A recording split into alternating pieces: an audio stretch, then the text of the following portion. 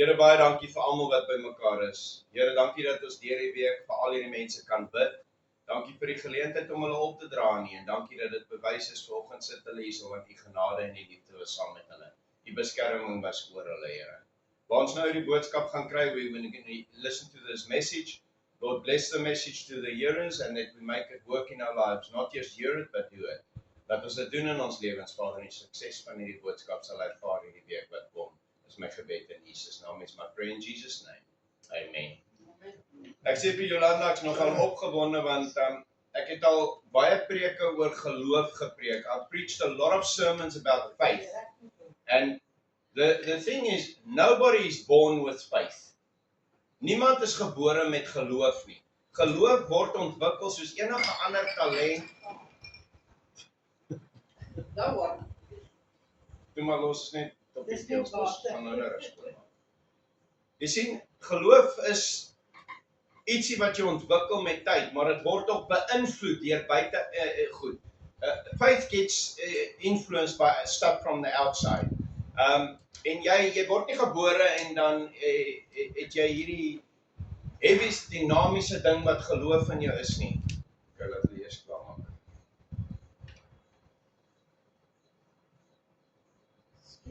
Nee, kan nie meer waar jy is net water. You must Maria, you must try to drink a little bit less at night before church, please.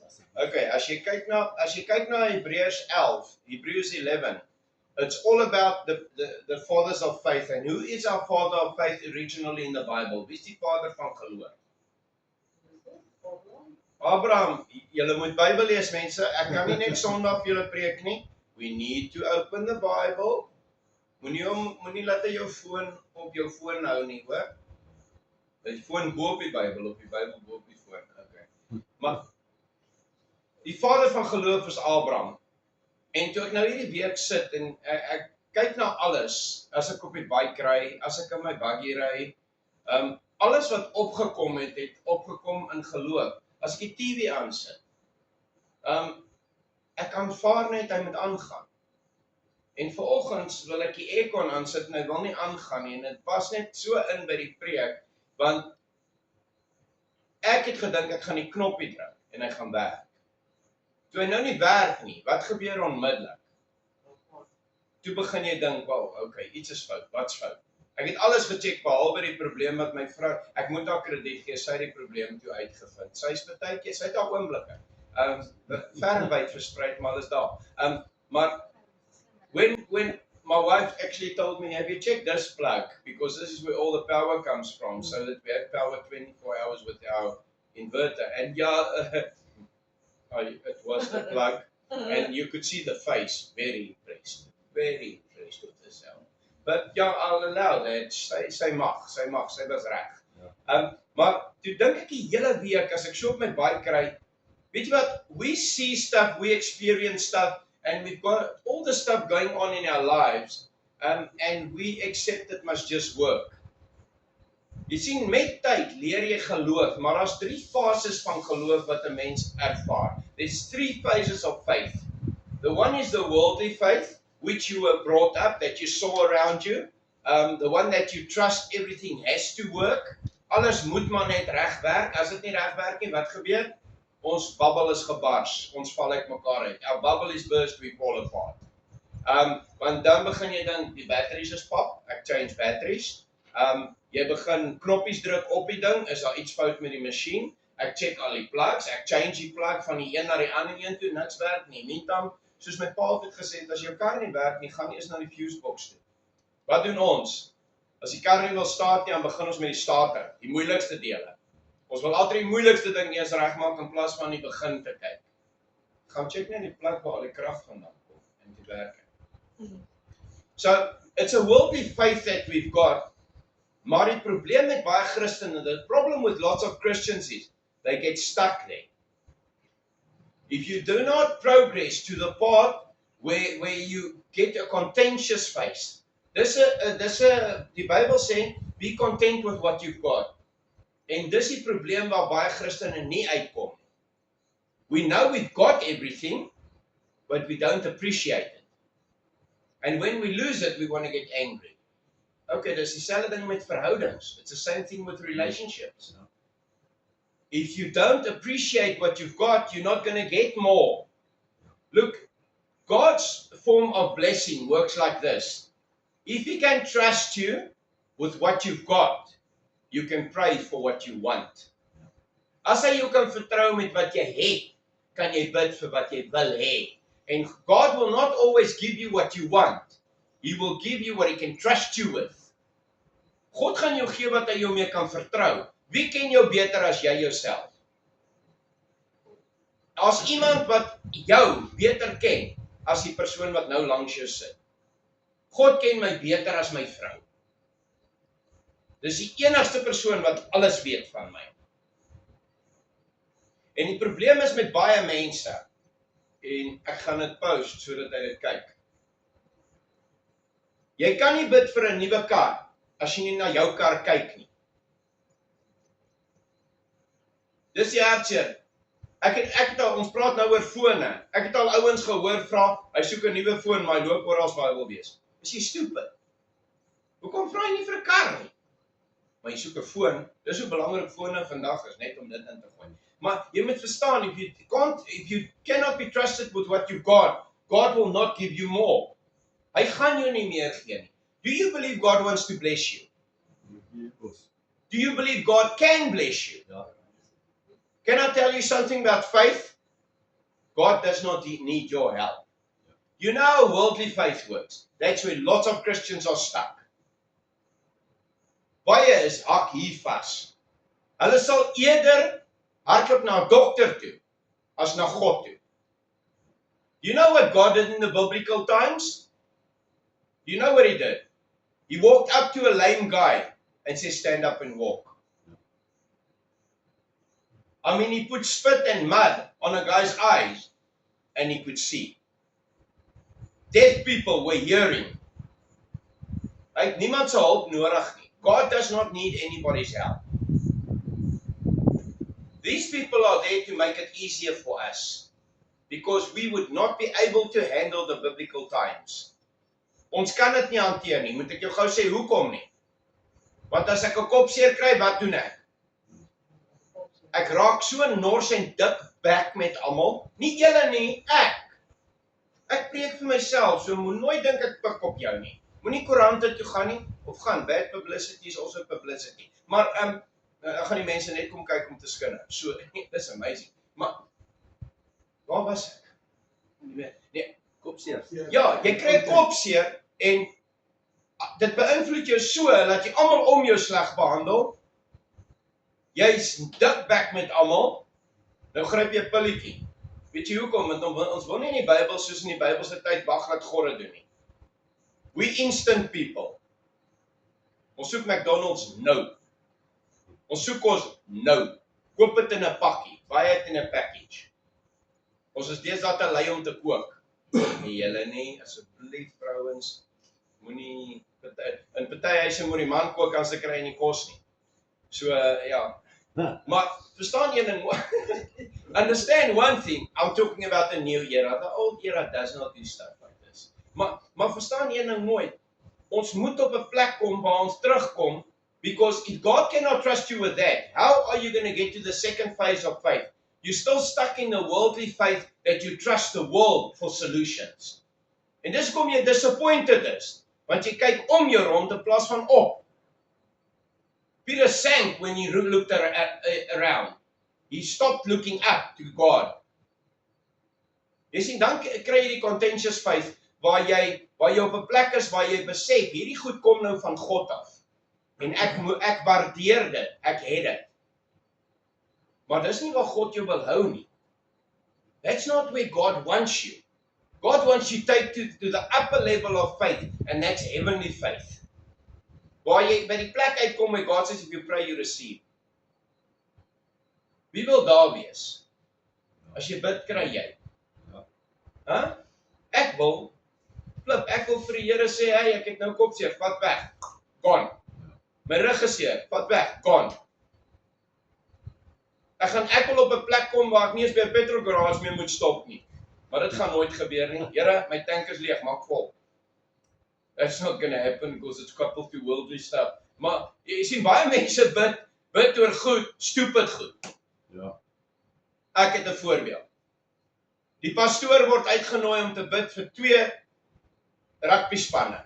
Hulle speel vandag teen mekaar. Wat bid die pastoor?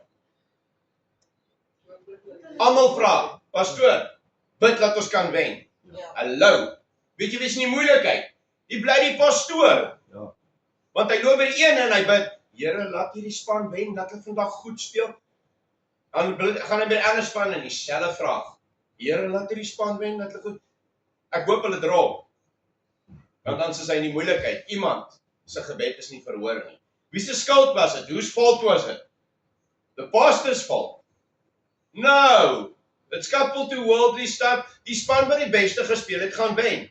Of in Suid-Afrika, die mense wat die skelmste is op kroeg gaan wen. Ja. But still they're going to appear in front of God. Good luck with that one. I want to see you explain that one in front of the Lord. Maar mense bid oor die stupidste goed. Hy syp die vorige aand. Dan die volgende oggend sit hy in die kerk met sy babbelas. Dan bid hy, Here, met die babbelas. En weet jy wat sê die Here? Hy roep Petrus nader, hy sê, hoor die ou. Hy het gaan syp gisterand, hy het 'n babbelas veroorsaak, nou moet ek dit wegvat. You see, that's not how it works. You cannot pray for stuff that's your own stupidity. Ek praat nie van as dinge met jou gebeur nie. Look, I'm not talking about stuff that does happen to people. Ek praat nie van siektes wat gekry word wat nie jou skuld is nie. Maar kan ek jou een ding sê, 80% van mense suffer oor hulle eie stupidheid. Die dinge wat hulle doen, hoe hulle optree, what they allow in their lives, what they put in their bodies, what they allow around them. Die mense wat hulle even om hulle toelaat wat die hele tyd nonsens praat en negatief praat. There's power in your words. Proverbs 18:21. What you say, you receive. Jesus made a statement in Matthew 19:29. Who's my family? His brothers and family were standing outside the church. And the disciples came to him and said, Jesus, your family is outside. He said, my family are the people sitting here listening to the word. Wat het hy gesê? Daar's altyd 'n gesegde, jy kan jou vriende kies, maar nie jou familie nie. Hey, as jy Christen is, kan jy ewen jou familie kies. You're allowed to choose your family. You know who's your family? Jesus said it himself. The people that serve the Lord. Dis wie jy mee moet rondhang. As jy nog rondhang met daai mense wat nonsens praat, wat syp en al die verkeerde goed doen, good luck. You're stuck between level 1 and level 2 of faith. You're never going to get to the third part. You're never going to get to the part where you in heavenly faith. Waar jy kan sê, weet jy wat? Ek weet alles is geloof. Ek het hierdie week besef, dis geloof, laat ek vertrou my bike moet staan. Nobody checks the engine of their car. Prophet Trevor. Hy moes hulp kry hierdie week. Thanks, Lance julle. Maar niemand check dit nie en as iets fout gaan, then we want to ask questions, we want to complain about it. We just accept it has to happen this way. Partykeer is dit net 'n bietjie 'n wake-up call vir ons om te sê, waardeer jy wat jy het? Waardeer jy wie jy het? Ek try my vrou regkry om my te waardeer. Ek bid haar, hoor, maar beloof niks nie. Ek sê amazing ou, maar sy kom dit nog nie agter nie. But understand one thing. Do you appreciate what you've got? Are you using it to the glory of God or for your own image? Is jy besig met jou eie dinge? You see, God wants to get you to heavenly faith, where you're at a place where you're content with what you've got, you appreciate what you've got, and you trust God for more. Jy vertrou God vir meer. You know when your life is going to be one of joy again? When you walk away from rubbish. That is a global summary of people and things. Weet jy wat word meeste mense se lewe beïnvloed deur? TV en fone. Sure. It's soos hy ou in die toilet, the guy in the toilet. Goes to toilet, forgets his phone, forgets he needs the toilet. He has to go get his phone. Wanneer gaan ons op 'n plek kom where people are more important than phones? When are we going to get to a place where people are more important than anything else? Ons praat nou daaroor, wat was die lekkerste in die ou dae? Jy loop na jou chommie se huis toe. Jy praat met daai persoon. You know what? Why COVID happened? Weet jy hoekom het COVID volgens my gebeur? To teach us what will happen if we can't communicate with each other anymore. Het ons niks geleer nie. Did we learn nothing through COVID? I lost a lot of my pastor friends, we lost a lot of family and friends. Het ons niks geleer nie. Waardeer ons nie die mense om ons nie. Moet daar nog 'n COVID kom om ons te ruk en te sê, weet jy wat, let's wake up. Appreciate the people around you. Dit beteken nie die pastoor gaan nou elke keer by jou kom kuier nie. Ek gaan nie jou deurdrimpel deurtrap nie. My vrou is een wat lekker kan kuier. Sy sal met jou sit en praat vir 2-3 ure. En tensy ons oor die Bybel praat, 20 minutes en ek wil ry. As ek langer bly, like ek jou baie. En baie keer bly ek net want ek's bang vir my vrou. As by die huis kom en slaan sy my weer en ek kan nie daai abuse hanteer nie. Sy's 'n baie aggressive person. Julle sien die skelm een wat in die kas bly. But people understand one thing. The message is this. Lots of Christians call themselves Christians, but their actions do not portray Christianity. Remember, the word Christian means a follower of Christ. You've got the image of Christ and God in you. Vra jouself die vraag, dit wat jy doen, dit wat jy besig is mee, that's which your actions, does it portray Christ?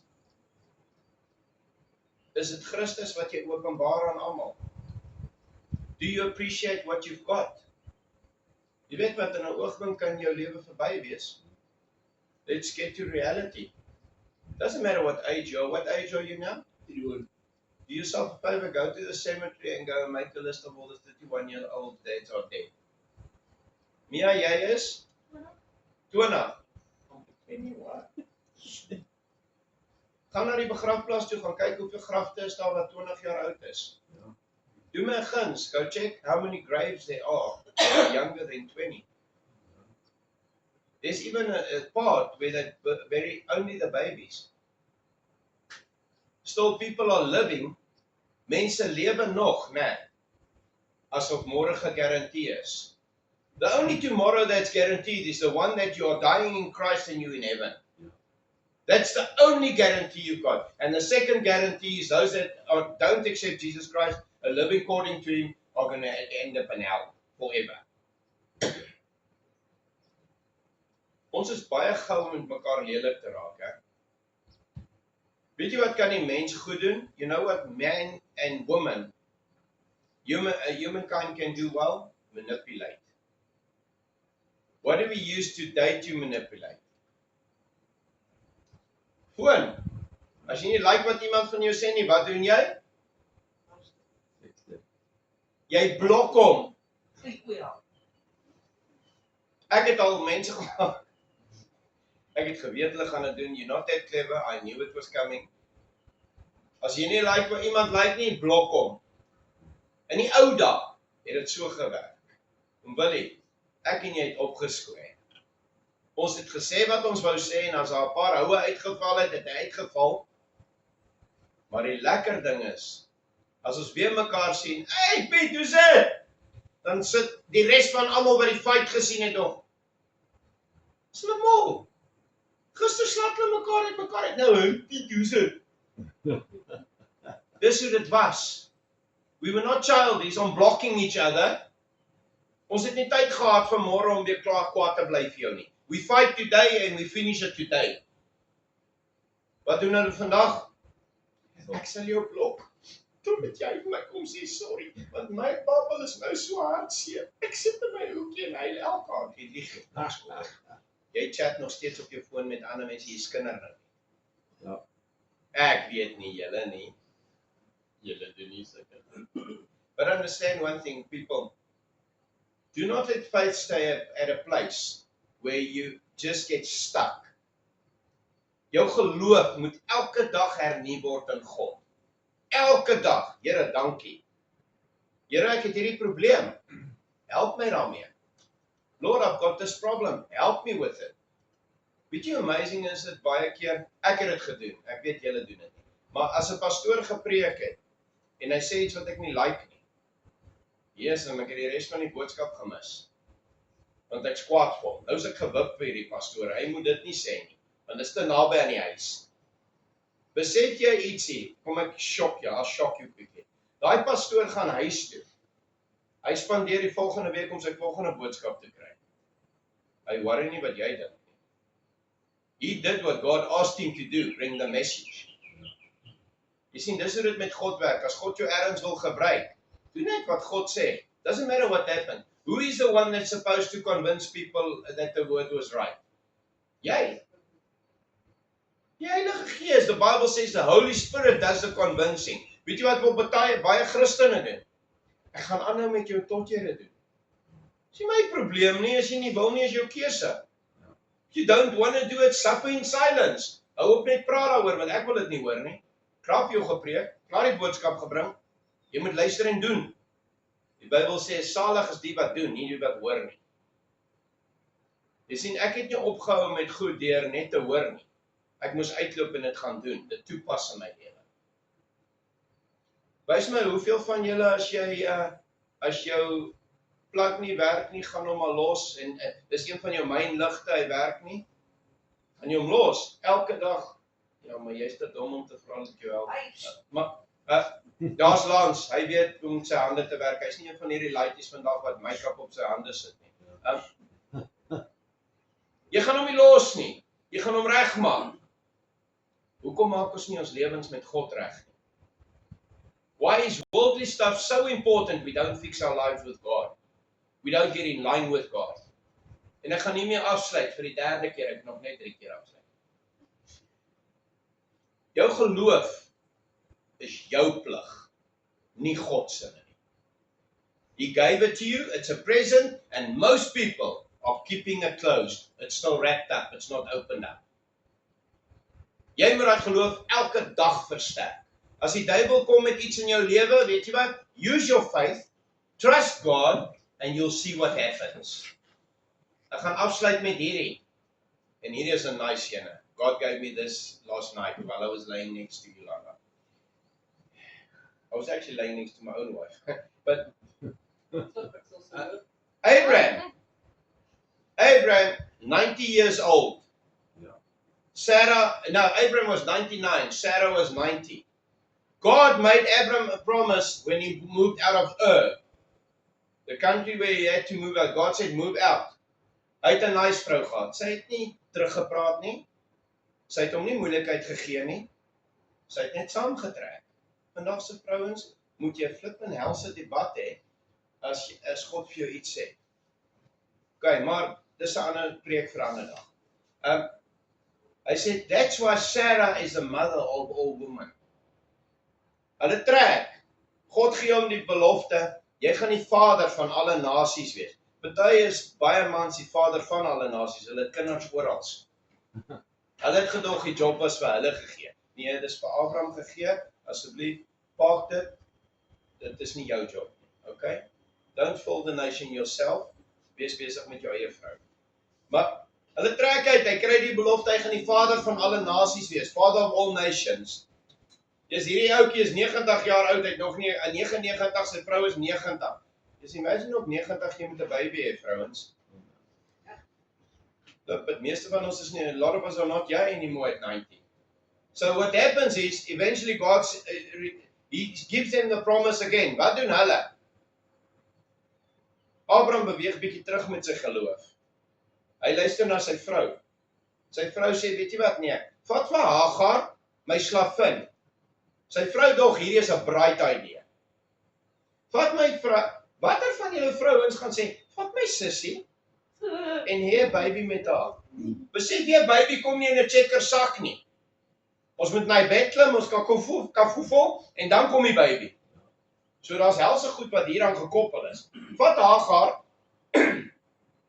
het Adam en Eva nie dieselfde gedoen nie. Vat Hagar, my slavin, slaap saam met haar, dan kan ons 'n erfgenaam hê, dan kan ons 'n kind hê. Ek neem aan, Sarah, terwyl die tweeetjies besig was, het in die tent gesit. Ag, ek geniet dit so baie. Nee, ek dink sy daar gesit en dis my bloody man. Dis my man besig met 'n ander vrou. Sy was nie baie happy nie. Maar in elk geval, Ismael word gebore.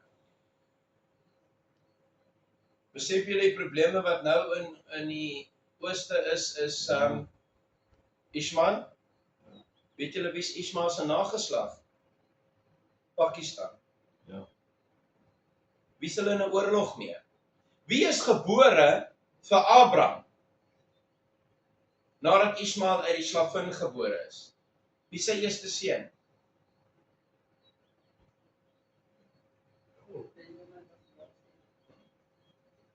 Jakob. Ja, Jakob, ja. Wat is Jakob se naam? Wat word hy verander nadat die engel sy heup afslaan? Hallo. Snap julle? Wie is die oorlog teen? Pakistan en Israel. Jakob se nageslag, Jakob was veronderstel om die eerste kind te wees, die eersgebore. Ismael was die wêreld se plan wat Sarah en Abraham gemaak het. Was daar konflik tussen die huis van Hagar en Sarah? Ja, wat het daarna gebeur? Sarah raak so kwaad, sy sê hierdie slavin moet trek. Wat sit ons vandag mee? Wie beklei met mekaar? Die twee seuns van Abraham se nageslag beklei nog steeds oor alles. Sien jy die konflik wat gekom het omdat mense hulle eie planne gemaak het? Dis wat met jou gaan gebeur as jy jou eie planne maak. Die Bybel het nie verander nie. The Bible hasn't changed. The problems will follow you till eternity. Hierdie oorlog gaan aanhou tot Jesus kom. Ja. The only thing that's going to stop this war, geen man kan dit stop nie. When Jesus Christ comes on the clouds, there's the start of the stopping. Dink net daaroor, hoor. All this war in the world. Ja, al die oorlog kom daaruit.